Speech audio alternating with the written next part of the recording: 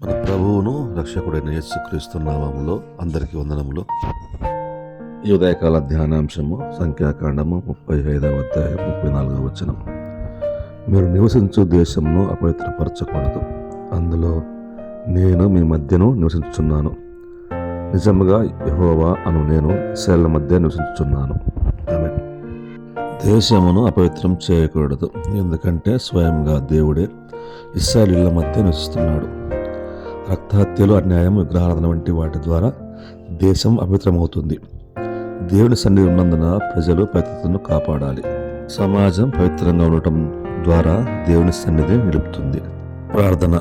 ప్రేమగల తండ్రి, యేసుక్రీస్తు వారి నామంలో మీకు వందనాలు చెల్లిస్తూ ఉదయకాల సినిమాల పాసందికి వస్తూ ఉన్నాం.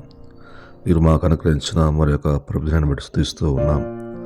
పాత నిబంధనలలో పాపం చేసిన వారిని మరణం అందకుండా ఆశయప్రములు ఏర్పాటు చేసి రక్షించినటువంటి మీ ప్రేమను జ్ఞాపకం చేసుకుంటూ స్తుతిస్తూ ఉన్నాం. మీరు మా సమాజంలో నివసించినట్లుగా సమాజాన్ని అపవిత్రపరచకుండా ఉండమని మీరు మాకు ఆజ్ఞాపించిన ఆజ్ఞను బట్టి స్తుతిస్తూ ఉన్నాం.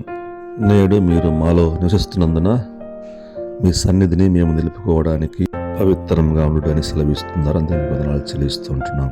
మీ మాటలు మా హృదయంలో భద్రపరుచుకుని వాటిని అనుసరించడం ద్వారా మేము పవిత్రంగా ఉంటున్న విషయాన్ని మీరు మాకు జ్ఞాపకం చేసేందుకై వందనాలు చెల్లిస్తూ, అలాగూ మా యాత్రను ముందుకు కొనసాగడానికి మీ కృప చూపించి నడిపించి బలపరచుమని యేసుక్రీస్తు నామములో ప్రార్థించి అడుగుచున్నాం తండ్రి. ఆమేన్.